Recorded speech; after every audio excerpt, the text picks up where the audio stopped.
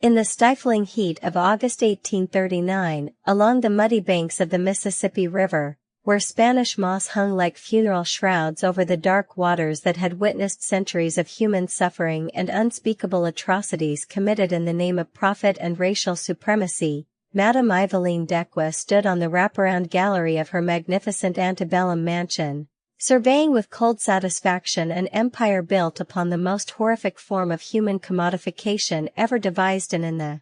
American South, a systematic breeding operation that had transformed her own 3 daughters into unwilling producers of human cattle for the insatiable cotton plantations that stretched across the Mississippi Delta like a malignant cancer, consuming everything in its path while generating profits that exceeded the wildest dreams of conventional slave traders who dealt in human misery through more traditional methods of exploitation and degradation. If you think you know the darkest secrets of American slavery, you're about to discover horrors that will shatter every assumption you've ever had about how far human evil can descend when unlimited profit meets absolute power over other human beings. Hit that like button right now. Subscribe to this channel with notifications turned on and tell me in the comments where in the world you're watching from, because this story from 1839 Mississippi will haunt your dreams forever and change how you understand the true depths of systematic human exploitation that flourished in antebellum America under the protection of laws designed to maintain white supremacy at any cost. At 42 years of age, Madame Evangeline Delacroix commanded one of the most profitable and morally corrupt enterprises in the entire antebellum South, operating what appeared to casual observers and visiting dignitaries as a respectable finishing school for young ladies of good breeding and refined social standing, but functioned in horrific reality as a carefully orchestrated human breeding facility that supplied premium mixed-race slaves to wealthy planters throughout Mississippi, Louisiana, Alabama, Georgia, and the Carolinas who were willing to pay extraordinary prices for enslaved people whose European features, lighter complexions, sophisticated educations, and refined mannerisms made them particularly suitable for housework, personal service, and the kinds of intimate relationships that white Southern society publicly condemned with hypocritical righteousness, while privately embracing with enthusiastic participation that generated enormous profits for those who understood how to exploit the fundamental contradiction between public morality and private desire. The Delacroix estate, known throughout the river parishes and beyond as Belle Umber, beautiful shadow sprawled majestically across 3,000 acres of the richest Mississippi River bottomland that had been in the family for 3 generations of increasingly wealthy and influential planters. Its carefully maintained boundaries encompassing not just endless fields of pristine white cotton that stretched to the horizon like snow-covered plains under the blazing southern sun, but also the mansion itself, a stunning architectural marvel that combined the elegant refinement of French colonial design with the imposing grandeur of Greek Revival style. Its towering white columns and sweeping double galleries specifically designed to project an image of civilization, refinement, and Gentile prosperity that served as an elaborate facade to mask the industrial-scale human trafficking operation that generated the family's enormous wealth through methods so depraved and morally bankrupt that even hardened professional slave traders who had spent their entire careers buying and selling human beings like livestock, whispered about them in shocked and horrified tones when they thought no one else could overhear their conversating. Once Evangeline Delacroix had not been born into this life of unspeakable cruelty and systematic exploitation of human fertility for purely commercial purposes, but had instead been gradually and methodically transformed into a monster by circumstances and choices that revealed the terrifying capacity for evil that lurked within even the most seemingly civilized, educated, and refined members of Southern plantation society. When economic desperation combined with absolute power over other human beings to create opportunities for profit that could only be achieved through the complete abandonment of every moral principle, religious teaching, and ethical constraint that had once guided their behavior and defined their understanding of human dignity, basic decency, and Christian responsibility toward those less fortunate than themselves. Born Evangeline T.M. to a prosperous and highly respected family of free people of color in New Orleans, whose considerable wealth had been accumulated over several generations through careful business dealings, strategic marriages, and successful navigation of Louisiana's complex racial hierarchy that offered more opportunities for advancement than existed in other southern states. She had possessed from early childhood the kind of extraordinary beauty, refined education, sophisticated social graces, and natural elegance that allowed her to pass for white in social situations where her true heritage remained unknown, unexamined, or deliberately ignored by those who found it convenient to overlook such details when substantial profits or social advantages were at stake. This carefully maintained deception became permanent and seemingly irreversible when she married Jean-Baptiste de Lacqua, heir to one of Mississippi's oldest, wealthiest, and most politically influential planting families, whose ancestors had built their massive fortune through cotton cultivation and slave trading on a scale that made them among the most powerful and respected men in the entire Mississippi Delta region. Their influence extending from local politics through state government to the halls of Congress, where they maintained relationships with senators and representatives who protected their interests and ensured that federal laws would not interfere with their profitable enterprises. For 15 blissful and prosperous years, her marriage to Jean-Baptiste had provided her with everything that any woman in antebellum America could possibly have desired. Unquestioned social status among Mississippi's plantation elite who accepted her as one of their own without reservation. Enormous wealth that allowed her to indulge every whim and fancy while maintaining a lifestyle of luxury that rivaled European nobility. A magnificent home that served as a showcase for imported furniture, priceless artwork, and cultural refinements that demonstrated the family's sophisticated taste and international connections, and the genuine respect and admiration of the region's most prominent families who welcomed her into their social circles and relied on her leadership in charitable activities, cultural events, and the complex social rituals that defined upper-class Southern society.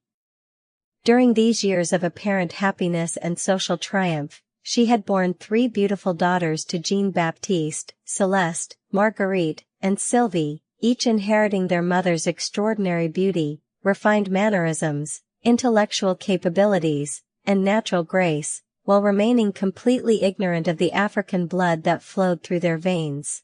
and would eventually become the legal foundation for their transformation from pampered daughters of Mississippi aristocracy into enslaved human breeding valued primarily for their reproductive capacity and the premium prices their mixed-race offspring could command in the illegal but thriving slave markets that operated throughout the Deep South with the knowledge and protection of supposedly respectable members of society. The catastrophic transformation from respected planter's wife and social leader to human trafficking mastermind had begun in the autumn of 1837 when Jean-Baptiste died suddenly and unexpectedly from yellow fever during a devastating epidemic that swept through the Mississippi Delta like the angel of death, claiming victims from every level of society while leaving behind a trail of economic destruction that would take years to repair. His death left behind not only personal grief and social displacement, but also massive financial debts that threatened to destroy everything the family had built over 3 generations of careful accumulation, strategic investments, and profitable enterprises that had seemed as secure and permanent as the mighty Mississippi River itself. The financial crisis that followed Jean-Baptiste's death had been catastrophically exacerbated by the devastating economic effects of the Panic of 1837. A nationwide financial disaster that destroyed cotton prices overnight, collapsed credit markets, caused widespread bank failures, and triggered a cascade of bankruptcies that wiped out fortunes throughout the South, while leaving even the wealthiest plantation families struggling desperately to maintain their operations and social positions. In the face of economic forces beyond their control or understanding, faced with the terrifying prospect of losing Belmbra being reduced to Gentile poverty and potentially having her carefully concealed racial heritage exposed during the financial investigations and legal proceedings that inevitably accompanied major bankruptcy cases involving prominent plantation properties,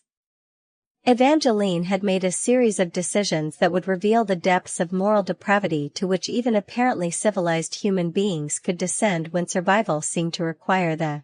complete abandonment of every ethical principle, religious teaching, and social constraint that had once governed their behavior.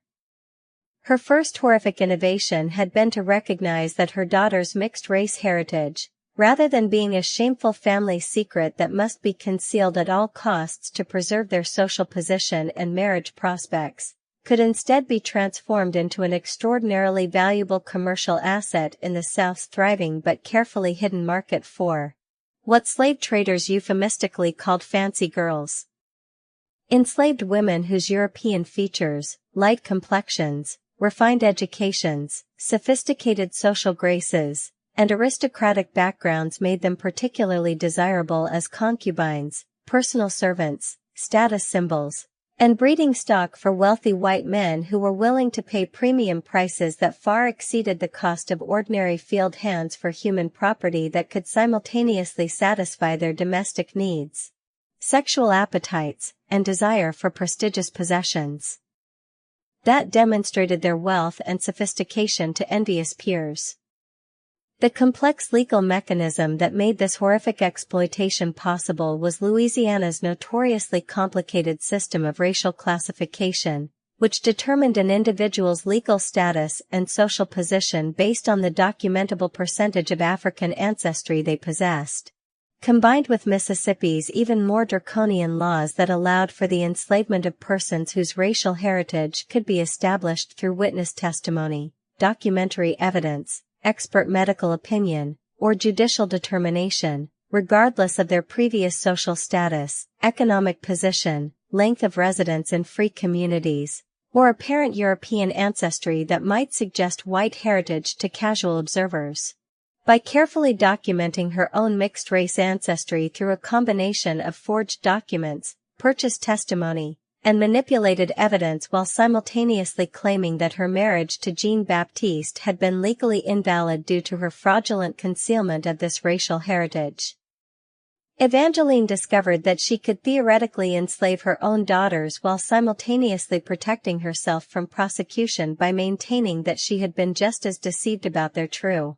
racial status as her late husband had been, making her a victim of the same deception rather than its primary architect and beneficiary. The systematic implementation of this monstrous scheme had required months of careful planning, extensive bribery of public officials, and the corruption of numerous individuals whose cooperation was absolutely essential for legitimizing the complex series of legal proceedings that would strip her daughters of their freedom,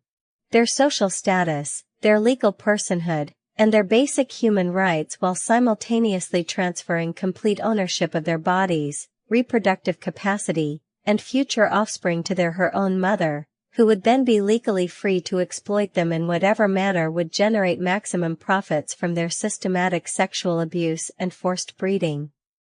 Local judges had been paid substantial bribes to ignore obvious inconsistencies, legal irregularities, and procedural violations in the evidence presented to support Evangeline's claims about her family's racial heritage and the invalidity of her marriage. While court clerks, record keepers, and administrative officials had been generously compensated for fabricating crucial documents, altering existing records, and creating false evidence that would provide legal justification for enslaving 3 young women who had lived their entire lives as free white citizens of unquestioned social standing. Most crucially, Evangeline had secured the enthusiastic cooperation of Dr. Augusto Merrier, a respected physician whose medical expertise and professional reputation provided apparently scientific legitimacy for her claims about her daughter's supposed mixed-race status. While his ongoing involvement in examining and monitoring their physical condition would protect the entire operation from the kind of detailed outside scrutiny that might expose its fundamentally fraudulent nature and purely commercial purpose. Dr. Mercier's systematic examinations of Celeste, Marguerite, and Sylvie, which he conducted with the clinical detachment and professional objectivity of a livestock veterinarian, evaluating breeding stock for potential purchases, provided detailed documentation of the physical characteristics that supposedly proved their African ancestry while simultaneously assessing their reproductive capacity,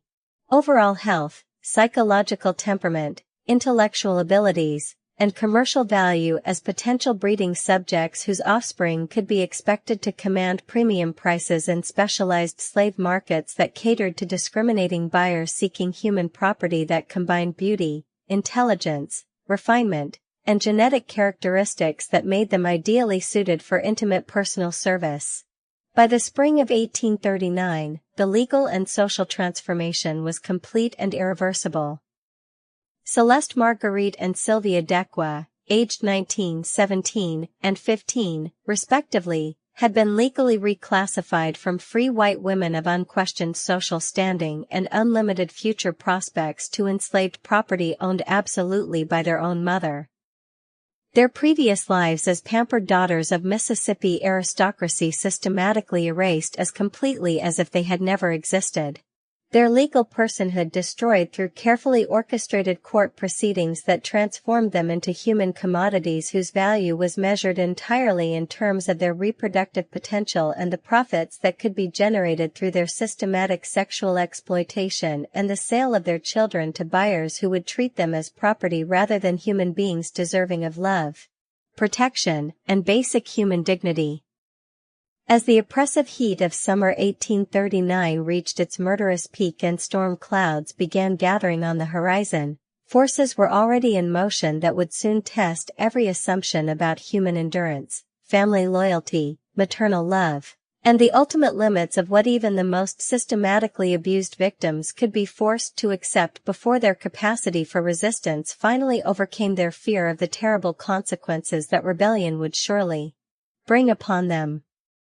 And anyone who dared to challenge the established order that seemed as permanent and unshakable as the ancient oak trees that shaded Belle Omber's elegant galleries. The systematic horror of Bellmbra's human breeding operation reached its most psychologically devastating and morally depraved phase during the autumn months of 1839 when Evangeline Delacroix implemented what she euphemistically referred to in her private correspondence as her productivity enhancement program. A series of increasingly brutal, sophisticated, and scientifically designed measures specifically created to maximize the reproductive output of her enslaved daughters while simultaneously breaking down the last stubborn vestiges of psychological resistance, family loyalty, and human dignity that might threaten the continued success and extraordinary profitability of her carefully constructed empire of human commodification that had already generated wealth exceeding anything that could be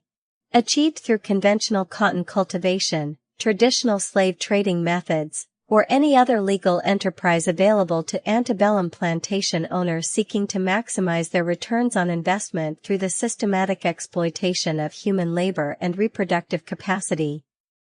The psychological warfare she systematically and methodically waged against 19-year-old Celeste, 17-year-old Marguerite, and 15-year-old Sylvia during these crucial months would prove so devastatingly effective and scientifically precise that even hardened professional slave traders, experienced plantation overseers, and visiting physicians who came to Belle Ombre to inspect potential purchases and evaluate the quality of the breeding program's human products expressed private concern, earn and professional admiration about the hollow-eyed desperation, broken spirits, and apparent complete submission they observed in three young women who had once been universally recognized throughout Mississippi society as among the region's most beautiful, accomplished, intellectually gifted, and socially prominent belles before their legal transformation into human breeding stock, valued primarily for their reproductive capacity and the premium prices their mixed-race offspring could command in specialized slave markets throughout the Deep South. The complete and irreversible transformation of her daughters from free white women of unquestioned social standing, unlimited future prospects, and protected legal status to enslaved reproductive property, subject to whatever treatment their owner deemed necessary for maintaining discipline and maximizing commercial profits, had been accomplished through a masterful combination of legal manipulation, systematic psychological abuse, carefully orchestrated social isolation, physical intimidation, and emotional terrorism that demonstrated Evangeline's remarkable and terrifying understanding of precisely how to destroy human dignity, individual identity, family bonds, and psychological resistance while maintaining the physical health, attractive appearance, cooperative demeanor, and reproductive functionality necessary for successful breeding operations and the production of valuable mixed-race offspring who could command premium prices in specialized markets that catered to wealthy buyers seeking human property for intimate personal service. Each daughter had been assigned a specific and carefully defined role within the breeding operation based on detailed evaluations of her individual age, physical characteristics, psychological temperament, assessed reproductive potential, projected commercial value, and anticipated appeal to different categories of wealthy clients who paid substantial fees for access to premium breeding subjects whose European features, refined educations, and aristocratic backgrounds made them far more desirable able than ordinary enslaved women who lack such advantageous characteristics and cultural refinements that enhance their commercial value in specialized markets. Their daily routines, social interactions, personal activities, dietary requirements, exercise regimens, educational pursuits, and even their most intimate bodily functions had been carefully orchestrated and continuously monitored to maximize their effectiveness as human livestock while preventing the formation of emotional bonds, mutual support systems, resistance networks, or coordinated escape attempts that might threaten the operation's continued profitability. Security and success in maintaining the carefully constructed facade of respectability that protected it from official scrutiny or interference from law enforcement authorities who might be motivated by moral concerns or legal obligations to investigate reports of illegal human trafficking activities. Celeste, at 19, the eldest and initially the most psychologically resilient of the three sisters, had been designated as the premium breeding subject, whose offspring would command the highest prices in specialized slave markets due to her exceptional beauty, refined mannerisms, sophisticated education, natural grace, and aristocratic bearing that remained largely intact despite months of systematic degradation, humiliation, sexual exploitation, and psychological abuse designed to break her spirit while preserving her commercial value as breeding stock capable of producing children who would inherit her most desirable physical and intellectual characteristics. Her living quarters, while luxuriously appointed with fine furniture, elegant clothing, imported books, musical instruments, and cultural amenities, specifically chosen to maintain her aesthetic appeal and intellectual sophistication for potential breeding partners who valued refinement and education in their temporary companions, had been subtly but effectively modified with sophisticated security measures, including hidden locks, reinforced windows, monitoring devices, and alarm systems that prevented escape attempts while creating and maintaining the carefully crafted illusion of voluntary participation in activities that any rational outside observer would immediately recognize as systematic rape specifically designed to produce human commodities for sale in illegal markets that operated with the knowledge and protection of supposedly respectable members of Southern society. The selection process for Celeste's breeding partners had been handled with the calculating precision, scientific methodology, and attention to detail typically associated with professional livestock breeding programs designed to produce animals with specific desirable characteristics.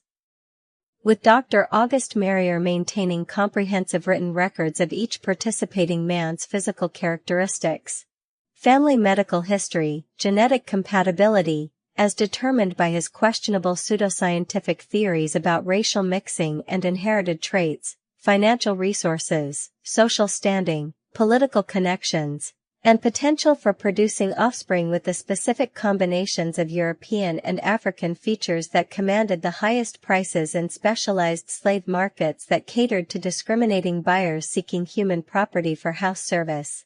personal attendance, and intimate relationships.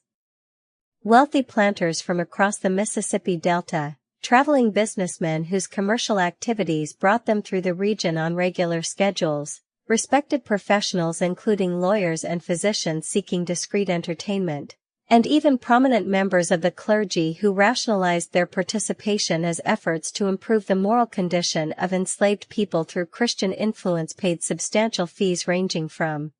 $500 to $1,500 for the exclusive privilege of participating in what they understood to be a highly selective breeding program that would produce children combining European intelligence, refinement, and physical beauty with the supposed resilience, docility, and natural submissiveness that racial theorists claimed were characteristic of individuals with African ancestry. The sophisticated psychological manipulation required to maintain Celeste's apparent cooperation and willing participation in this horrific system revealed the true depths of Evangeline's capacity for calculated evil and systematic cruelty. As she had developed and continuously refined techniques for alternating between displays of maternal affection and calculated punishment that kept her eldest daughter emotionally dependent and psychologically vulnerable while preventing the kind of complete mental breakdown that might reduce her commercial value as breeding stock or interfere with her ability to attract and satisfy the wealthy clients who paid premium prices for access to her irreductive capacity and intimate companionship. False promises about eventual freedom, improved living conditions, and reunion with future children were carefully timed to coincide with periods of particular despair and resistance. While strategic displays of motherly concern, affection, and apparent regret for the necessity of their current circumstances were designed to reinforce emotional dependency and prevent the development of the kind of hardened hatred that might motivate desperate resistance attempts or coordinated rebellion that could threaten the entire operation's security and profitability. These manipulative displays of maternal care were systematically balanced against explicit threats of immediate sale to the most brutal cotton plantations in the Deep South, permanent separation from her younger sisters,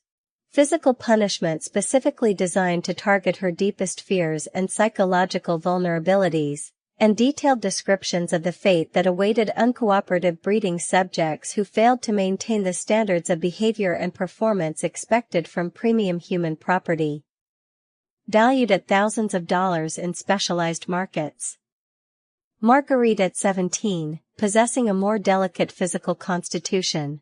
but equally striking beauty enhanced by exceptional artistic talents, musical abilities, and intellectual accomplishments that had been carefully cultivated during her privileged upbringing as a daughter of Mississippi aristocracy, had been assigned a slightly different, but equally exploitative role within the breeding program that took strategic advantage of her cultural refinement, artistic sensibilities, and intellectual sophistication to attract clients who particularly valued educational accomplishments and creative abilities in their human property.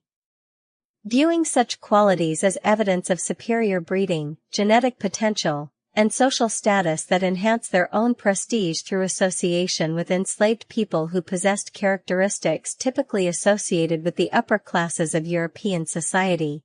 Her ongoing education in piano performance, oil painting, French literature, classical poetry, and European history had been continued under carefully controlled circumstances that maintained and enhanced her intellectual development while ensuring that these accomplishments served the commercial purposes of the breeding operation rather than providing potential avenues for resistance, escape, or communication with outside authorities who might be sympathetic to her situation and willing to intervene on her behalf. Despite the legal obstacles and social pressures that protected the operation from official interference, private tutors, carefully selected for their discretion and willingness to ignore the obvious moral implications of their participation in human trafficking, provided advanced instruction in subjects that would enhance Margaret's appeal to educated clients, while simultaneously monitoring her behavior, emotional state, and potential for resistance that might threaten the operation's security or success. In maintaining the facade of voluntary participation that protected it from legal scrutiny. The 17-year-old's breeding schedule had been carefully coordinated with her older sister's reproductive cycle to ensure continuous productivity and predictable income streams while minimizing the medical risks and logistical complications associated with overlapping pregnancies that might strain Dr. Mercier's ability to provide adequate prenatal care, monitor the health of both mothers and developing fetuses, and manage the complex delivery procedures that would maximize the survival rates of valuable infants destined for sale in premium slave markets where healthy children with desirable physical characteristics could command prices ranging from $2,000 to $4,000 depending on their apparent intelligence and genetic potential.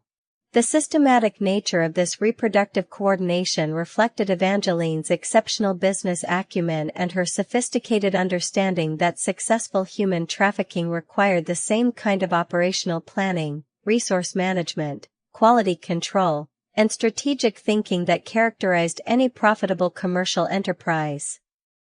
Regardless of the moral implications of treating human reproduction as an industrial process designed to generate maximum returns on investment through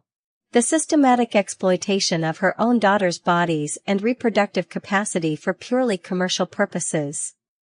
Sylvie, the youngest at 15, had initially been held in reserve while her body matured to the point where pregnancy would be medically safe and commercially viable.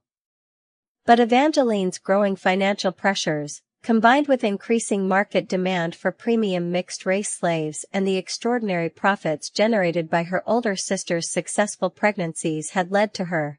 premature inclusion in the breeding program before her physical and emotional development had reached levels that would have made such exploitation less dangerous to her long-term health and psychological well-being.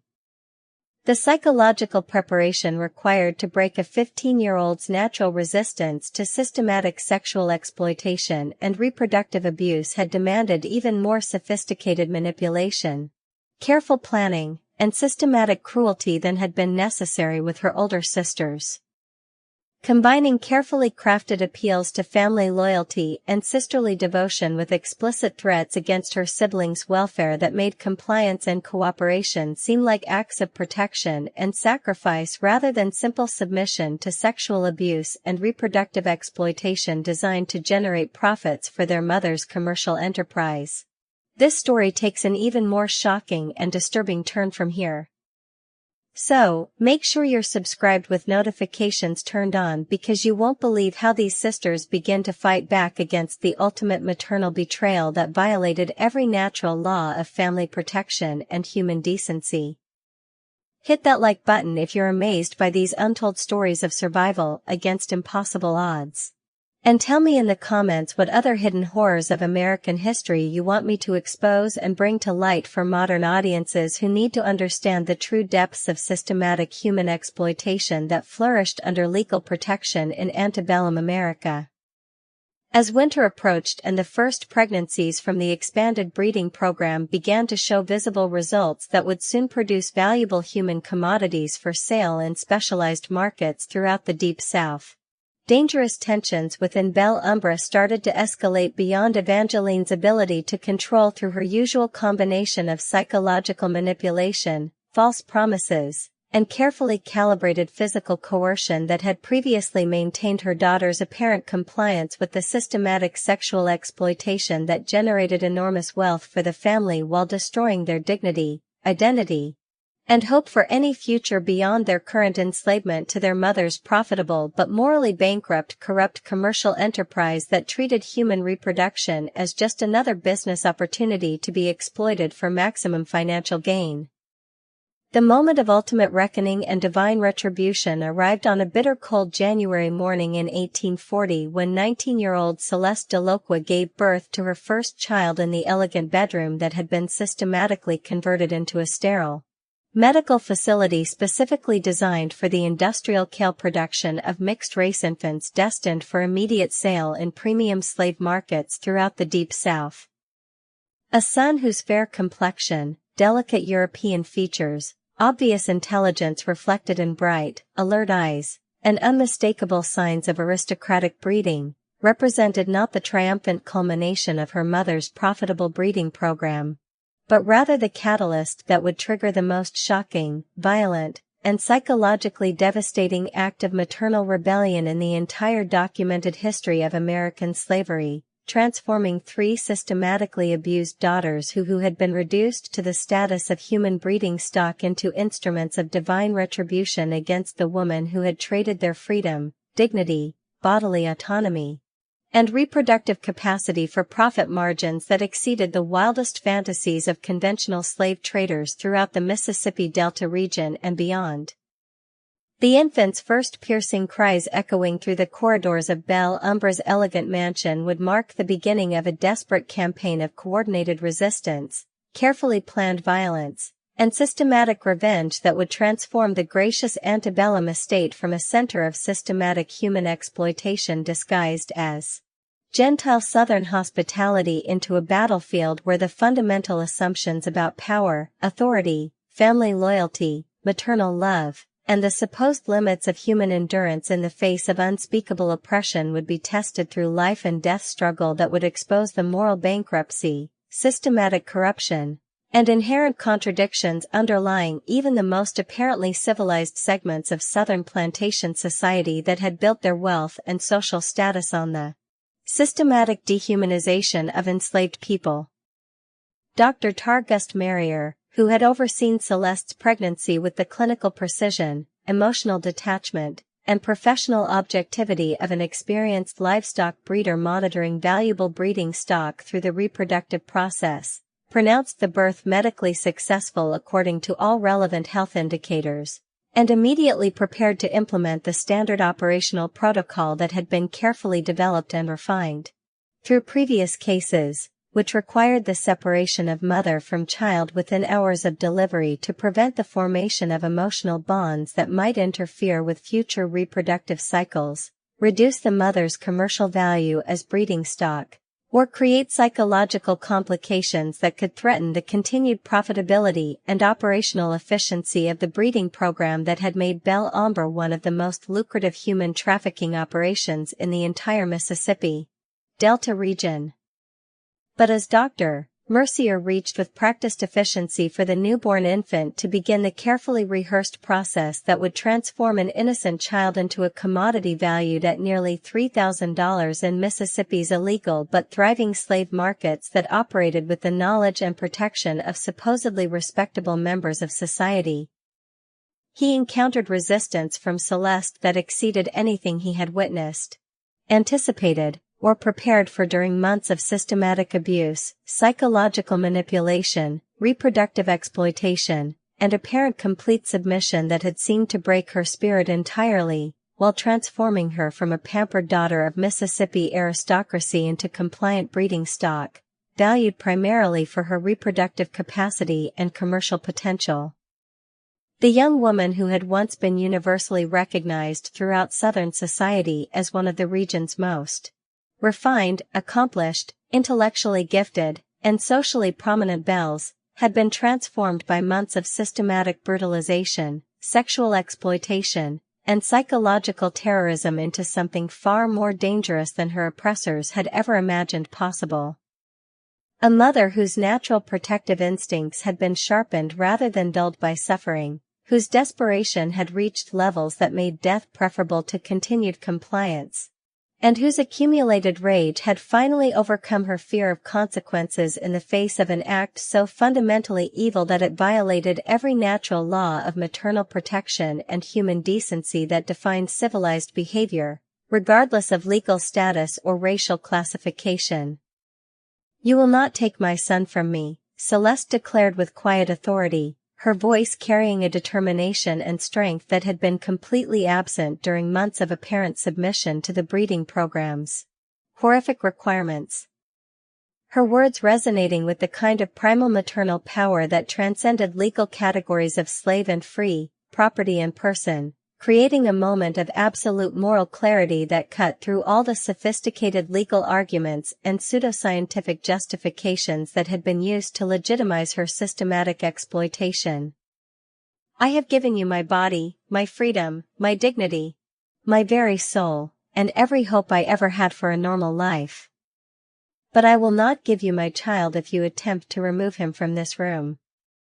I swear before Almighty God and all the saints in heaven that I will kill both myself and this innocent baby rather than allow you to sell another human being created from my flesh and blood to serve the twisted appetites and perverted desires of men who view children as commodities to be purchased for their own pleasure and profit.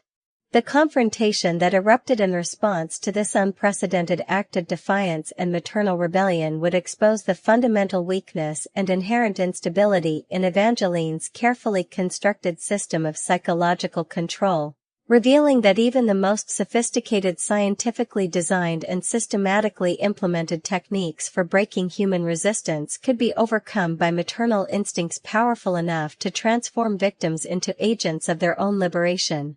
When the stakes involved the welfare of innocent children who represented hope for a future free from the systematic exploitation, degradation, and commodification that had defined their own existence under the brutal regime that treated human reproduction as just another business opportunity to be maximized for profit. Dr. Marrier's desperate attempts to sedate Celeste and proceed with the planned separation according to the established protocols that had proven successful in previous cases were met with physical violence that demonstrated how completely her months of apparent compliance and submission had been replaced by desperate determination to protect her child regardless of the personal consequences such protection might require, including her own death and that of the infant she clutched protectively against her breast while preparing to fight to the death against anyone who attempted to separate them for commercial purposes. Marguerite and Sylvie, who had been summoned to witness what was intended to be a routine transfer of valuable human property from mother to commercial inventory, according to the standard procedures that had been refined through months of operational experience, instead found themselves confronting the shocking reality that their eldest sister's transformation from victim to active resistor offered them their first genuine opportunity to escape the breeding program that had consumed their lives, destroyed their identities, and reduced them to the status of human livestock valued primarily for their reproductive capacity and the premium prices their mixed-race offspring could command in specialized markets that catered to wealthy buyers seeking human property for intimate personal service. The sight of Celeste holding her newborn son while threatening to kill both herself and the child, rather than submit to further systematic exploitation, created a moment of absolute clarity that cut through months of psychological manipulation, false promises, and carefully crafted illusions, revealing the stark choice between continued enslavement to their mother's profitable breeding operation, and desperate resistance that offered the possibility of freedom, even if it came at the ultimate price of their own lives, and the destruction of everyone responsible for their systematic abuse and exploitation. The sisters' instantaneous decision to support Celeste's rebellion rather than attempting to calm her down and preserve their own relative safety within the existing system marked the beginning of a coordinated uprising that would draw upon every resource they possessed. Their intimate knowledge of Belmbra's architectural layout, security procedures, and operational vulnerabilities, their sophisticated understanding of their mother's psychological weaknesses, business relationships, and financial dependencies, and most importantly, their accumulated rage over months of systematic abuse that had been building pressure like steam in a boiler until the moment when explosion became not just inevitable, but necessary for their very survival as human beings rather than commercial property. Evangeline's response to her daughter's unprecedented rebellion revealed both her absolute commitment to maintaining the breeding program that had made her wealthy beyond her wildest dreams and transformed her from financial ruin into one of Mississippi's most profitable human trafficking operations, and her fundamental miscalculation about the ultimate limits of what human beings could be forced to endure before their capacity for resistance finally overcame their fear of the terrible consequences that defiance would surely bring upon them and anyone who dared to challenge the established order that had seemed as permanent and unshakable as the mighty Mississippi River itself. Rather than attempting to negotiate with her daughters or address their concerns through compromise, concessions, or promises of improved treatment that might have diffused the situation and preserved her valuable human property, Evangeline chose to escalate the confrontation by summoning the plantation's armed overseers, and threatening to have all 3 girls physically restrained and forcibly separated from the newborn infant. A decision that would transform what might have been a temporary crisis, manageable through her usual combination of manipulation and false promises, into a life-or-death struggle between mother and daughters that could only end with the complete victory of one side and the total destruction of the other. The explosive violence that erupted when the heavily armed overseers attempted to implement Evangeline's orders shocked even Dr. Mercier, whose years of active participation in the breeding program had accustomed him to witnessing systematic brutality against young women who had once been his social equals, but had been legally transformed into human property subject to whatever treatment their owner deemed necessary for maintaining discipline and maximizing profits from their reproductive exploitation and the sale of their children to buyers who would treat them as commodities rate her than human beings deserving of love and protection. Celeste's willingness to use her own body as a weapon against men twice her size who were armed with whips, clubs, and restraining devices. Margaret's desperate attempts to protect her sister while simultaneously defending the newborn infant, whose cries filled the air with sounds of innocence under assault. And 15-year-old Sylvie's shocking transformation from terrified child to fierce defender of her family demonstrated how completely their apparent submission had been replaced by the kind of desperate courage and coordinated determination that made them far more dangerous than their oppressors had ever imagined possible.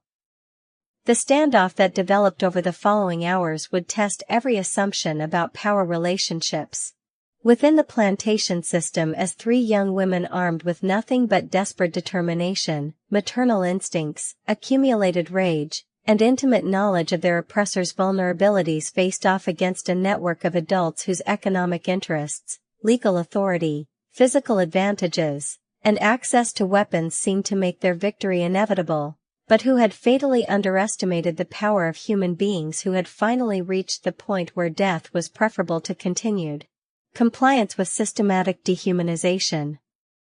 The psychological warfare that had once kept the sisters compliant now worked in reverse as their intimate knowledge of their oppressors' fears, vulnerabilities, guilty secrets, business relationships, and psychological pressure points provided weapons that could be used to maximum effect in a battle where conventional concepts of physical strength, legal authority,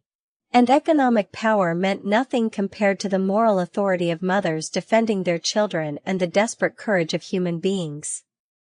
who had finally chosen freedom over survival. Evangeline's frantic attempts to regain control through her usual combination of maternal manipulation, false promises of improved conditions, and calculated threats of severe punishment proved completely ineffective against daughters who had finally understood that their mother's pledges about temporary arrangements and eventual freedom were lies designed to maintain their cooperation with a system that would never voluntarily release them from bondage or allow them to keep the children who were being systematically stolen from them for sale to the highest biders in markets that treated human beings as commodities. The revelation that she had never intended to honor any of her promises about improving their living conditions, reducing their breeding obligations, or allowing them contact with their offspring, had stripped away the last vestiges of filial loyalty that might have prevented them from treating her as the enemy she had always been. Despite the biological relationship that made their conflict particularly tragic and their ultimate confrontation both inevitable and necessary for their survival as human beings rather than commercial property, the turning point came when Celeste announced that she possessed detailed information about her mother's business relationships, illegal activities, corrupt officials, and wealthy clients that could destroy not only the breeding program, but also expose the entire network of plantation owners, merchants, politicians, and professional men whose participation in systematic rape and human trafficking had been protected by carefully maintained secrecy and mutually beneficial corruption that extended throughout Mississippi's political and social establishment at every level from local courts to state government. When the final battle began in Belle Umbre's elegant parlor, 3 young women would either win their freedom through violence or die in the attempt, knowing that failure would mean not only their own destruction, but the continued enslavement and exploitation of countless other victims who might have been saved if their desperate rebellion had succeeded in exposing the truth about the systematic horrors that flourished behind facades of civilization and respectability. The aftermath of the Belle Ombre massacre sent shockwaves through Mississippi's plantation society that would reverberate for decades to come, fundamentally altering how the state's political, social, and economic elite understood the dangerous limits of human endurance and the terrible consequences that could result when the relentless pursuit of profit through systematic human exploitation pushed enslaved people beyond their capacity to submit to dehumanization that violated every natural instinct of self-preservation, parental protection, and basic human dignity that define the essential characteristics of civilized society, regardless of race, legal status, or social position within the rigidly hierarchical structures that governed antebellum American life and maintained white supremacy through whatever means proved necessary, including the most brutal forms of violence and systematic oppression that had ever been devised by supposedly Christian people claiming to represent the pinnacle of human civilization and moral development. The horrific scene that confronted local authorities when they finally arrived at the Delacroix estate 3 days after the violence ended presented a tableau of destruction, carnage, and moral reckoning that challenged every fundamental assumption about power relationships,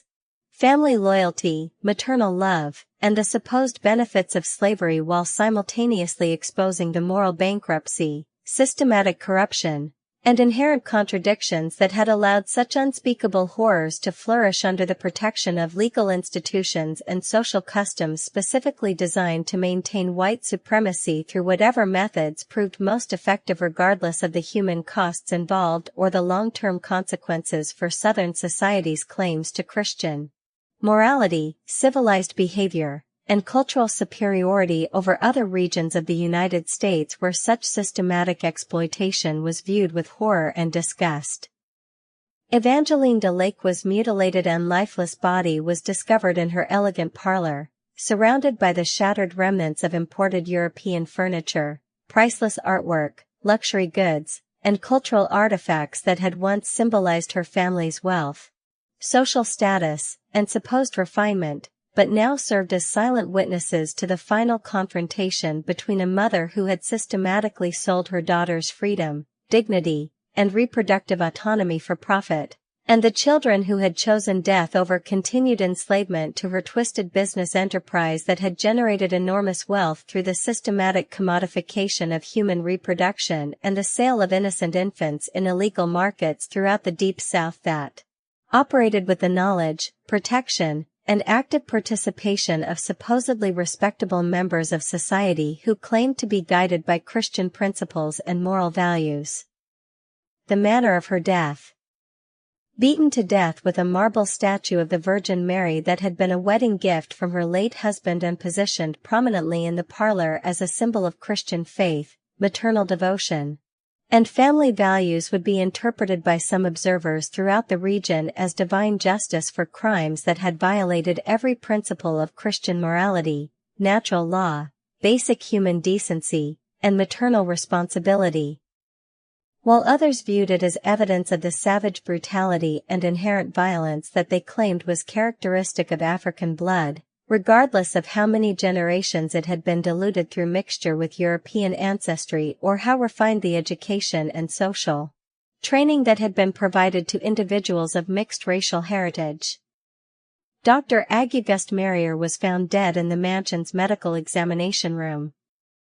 His skull crushed by the same instruments he had used for months to evaluate the reproductive capacity, commercial potential, and genetic characteristics of young women. He had helped transform from free citizens into human breeding stock. While 2 of the plantation's overseers lay dead in the hallway outside Celeste's birthing chamber,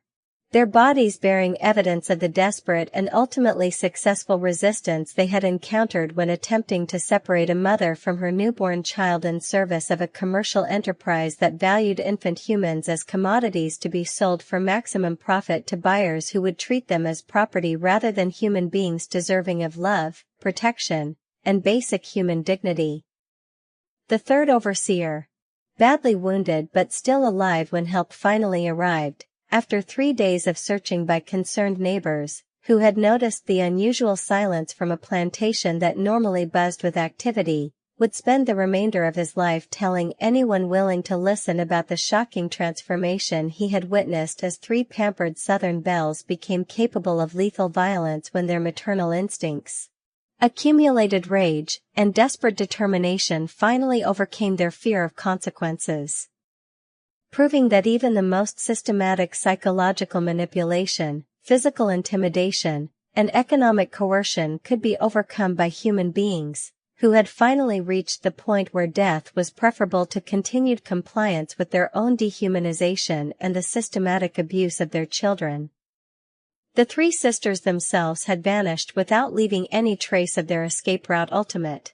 destination, or the assistance they may have received from sympathizers, Underground Railroad operators, or abolitionists who might have been monitoring the situation at Belle Ombre and prepared to help them reach safety in free territory. Taking with them not only Celeste's newborn son, but also a carefully compiled collection of documents, correspondence, financial records, client lists, and other evidence that would prove devastatingly incriminating to Mississippi's plantation elite if such materials ever surfaced in the wrong hands or were presented to federal authorities who had been investigating illegal slave breeding operations throughout the Deep South as part of their ongoing efforts to suppress the international slave trade that had been officially prohibited by federal law since 1808, but continued to flourish through domestic breeding programs that violated the spirit, if not the letter, of anti-trafficking legislation. The comprehensive records they had secretly assembled during months of apparent submission to the breeding program included detailed information about dozens of wealthy and prominent men who had participated in systematic rape disguised as legitimate commercial breeding arrangements.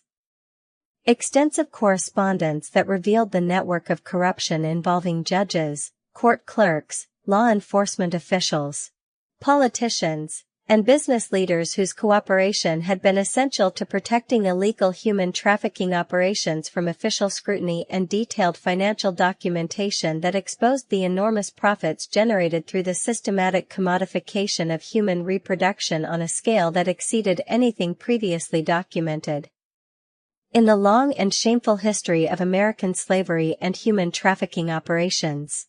The official investigation that followed the discovery of the massacre was hampered from the very beginning by the determined efforts of powerful political and economic interests throughout Mississippi to suppress any information that might expose their own involvement in activities that violated numerous state and federal laws governing the slave trade, while simultaneously maintaining the public fiction that the violence at Belle Ombre had resulted from a spontaneous uprising by mentally unstable enslaved people rather than a carefully planned rebellion against systematic sexual exploitation that had been operating with the full knowledge and active protection of the state's most respected citizens, including judges, politicians, business leaders, and religious authorities who had participated directly in the breeding program or profited indirectly from its success. Local newspapers throughout Mississippi and neighboring states were subjected to intense pressure from advertisers, subscribers, political allies, and economic partners to minimize their coverage of the incident and avoid any detailed reporting that might raise uncomfortable questions about the true nature of Belle Ombre's operations, the identity of prominent men who had been regular visitors to the plantation for commercial breeding purposes, or the extent of official corruption that had allowed such systematic human trafficking to flourish under legal protection. While law enforcement authorities at both state and federal levels focused their efforts primarily on capturing the escaped sisters rather than investigating the extensive network of clients, officials, and business associates whose cooperation had been essential to the breeding program's remarkable success and extraordinary profitability over several years of operation. The massive manhunt that ensued would become one of the most extensive, expensive, and ultimately unsuccessful fugitive slave operations in Mississippi's entire history, involving federal marshals, professional slave catchers, private investigators hired by wealthy planters who feared exposure of their participation in illegal breeding programs, bounty hunters attracted by rewards totaling more than $10,000 that were offered for information leading to the sisters' capture and return to Mississippi, and coordinated search efforts that extended from the Gulf Coast to the Canadian border as authorities attempted to track 3 young women who had apparently vanished as completely as if the earth had opened up and swallowed them, along with the dangerous secrets they carried about Mississippi's most prominent families. Wanted notices describing their appearance, warning about their dangerous nature, and offering substantial rewards for information leading to their apprehension were distributed throughout the Deep South and as far north as Ohio, Pennsylvania, New York, and Massachusetts, where Underground Railroad operators, abolitionist organizations, and anti-slavery societies were known to assist escaped slaves seeking freedom in Canada or other safe havens, where American law could not reach them, and where their testimony about systematic human trafficking might be used to support legal and political efforts to abolish slavery throughout the United States and expose the corruption that protected such operations from official intervention. But the 3 sisters had vanished as completely and mysteriously as if they had never existed, leaving behind only unconfirmed rumors, questionable sightings, and contradictory reports that suggested they might have successfully reached free territory despite the massive resources devoted to their recapture and the enormous financial incentives offered to anyone who could provide information about their whereabouts or assist in their apprehension and return to Mississippi for trial, execution, and the recovery of valuable human property that represented substantial financial losses for their former owner's estate and the broader network of investors who had participated in the breeding program's operations. Some witnesses claimed to have seen 3 young women matching their description boarding a steamboat bound for New Orleans in the company of well-dressed individuals who might have been abolitionists, Underground Railroad conductors, or sympathetic free people of color, while others reported encounters with mysterious travelers who carried a newborn infant and possessed the kind of refined mannerisms, educated speech, and aristocratic bearing that marked them as former members of Mississippi's planteress.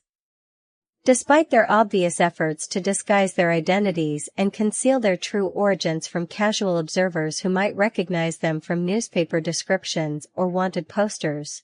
the truth about their escape route, the assistance they may have received from Underground Railroad operators or sympathetic abolitionists, the false identities they may have assumed, and their ultimate destination would remain one of the antebellum period's most enduring and fascinating mysteries. Though certain Underground Railroad conductors would later hint in their memoirs and correspondence that they had assisted unusual refugees whose extraordinary story challenged every assumption about race, class, family relationships, and the nature of resistance in American society, while demonstrating that even the most systematic and scientifically designed oppression could be overcome through desperate courage, careful planning, and the willingness